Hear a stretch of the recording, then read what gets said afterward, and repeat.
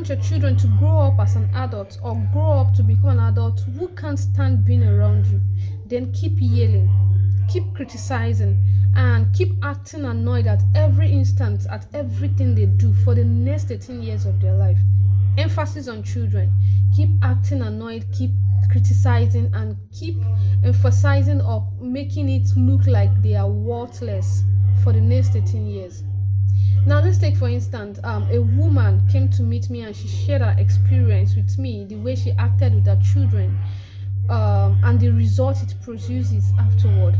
So we are going to take that as a case study. Imagine a woman who thinks it's normal to shout or to yell sometimes, but hers wasn't sometimes. She yelled at every spill. She yelled at every errors. She yelled at every sight. And she told herself, these children made me mad. If they had listened to me the first time or listened to what I say first, I wouldn't have gotten to the extent of yelling at them. But they weren't the problem, if you can ask me. If you are going to ask me, the children weren't the problem. It is our unaddressed reactive anger that is the problem. Our nervous system dysregulation. Yes, our nervous system deregulation resulting from trauma.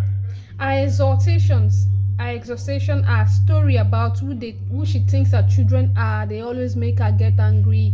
Explanations that she give herself, reasons why she needs to yell, are what is the problem. Then she was like always in the state of irritation in the front of her children. She's always in the state of irritations in the front of her children. Yes, she loved her children, if you ask me. She loved them deeply, but she treated them like something, like a trigger walking on the eggshell. Every laugh, every spiel, every question they ask felt like it's too much. It's made it look like they are frustrating her.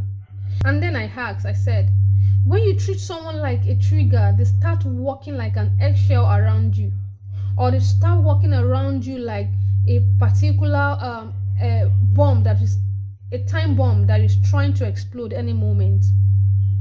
Let's take for instance again, if you have a boss or a friend that constantly yelled at you or constantly criticize your errors and also get angry at every time you speak or bring opinions at your workplace, or when you dress well or do something, it starts criticizing you, and emphasis on annoyance is being given to all of your reactions.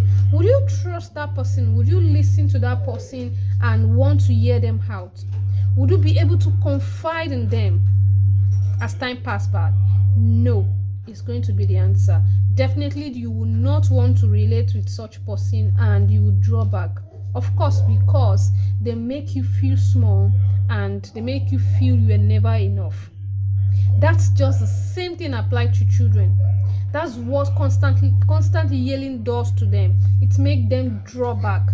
It doesn't give them the room to respect their parents. If you might be thinking, if you constantly yell at them, it makes them respect you and see you superior above them. No, it's grow that fear, that instant fear or constant fear in them, and they continually be in a state of hypervigilancy when they are around you, when they are supposed to be free, having the confidence that their mother, their father, their parent is around, to have the settled mindset, but they are not going to have it, because you are always irritating, you are always getting irritated, and you always yell at them. It makes them afraid of you. Yeah, are you listening to me? Now the truth is, our children don't owe us. They don't owe us closeness. They don't owe us anything. We are the one that is supposed to teach them, show them love, show them care, and make them feel worthy of being a human that is under your closure.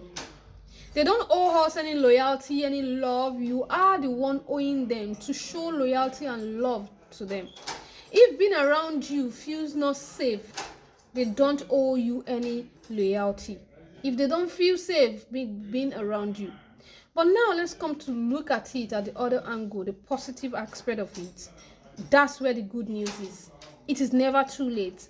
You can learn to to be calm before it explode, because these children are walking, they are like walking bomb or walking time bomb. They can explode anytime. You can decide to repair instead of causing that shame to them. You can decide to lead without fear. You can decide to act, you can decide to act accordingly now that it is still minimal, to erase the pressure that has been gathered in their nervous system. So you can't keep postponing this. This is the time you have to do it, because the moment they keep growing with it, it gets to a point, it's already stored in their nervous system. And you can't just keep saying tomorrow I'll do that, tomorrow I'll change, because tomorrow is going to become next week, and next week becomes next year. So if you're listening to me right now, take this as a sign to stop yelling, to stop waiting, and to stop saying I will do it next tomorrow, I will do it now, I'll do it before now, I'll do it. Stop procrastinating your yelling. Stop procrastinating attitude that hinder the progress of our children mentality and nervous system. Stop it already and change. Change doesn't happen by accident. It's happened by you having the determination to change. So I believe none of us want our children to feel irritated by us afterward, in the nearest future or later in their adulthood. If you consider this as a good advice, why not click on the like button, subscribe, and drop a comment about your opinion. Yeah, like I usually say, I still have a whole lot of things, a whole lot of tips and experiences to share with us. Stick with me and let's grow together into grooming conscious children. My name still remains Ololade James, your Be Conscious Coach Arena. Welcome here. Ciao, and see you some other time. Bye for now.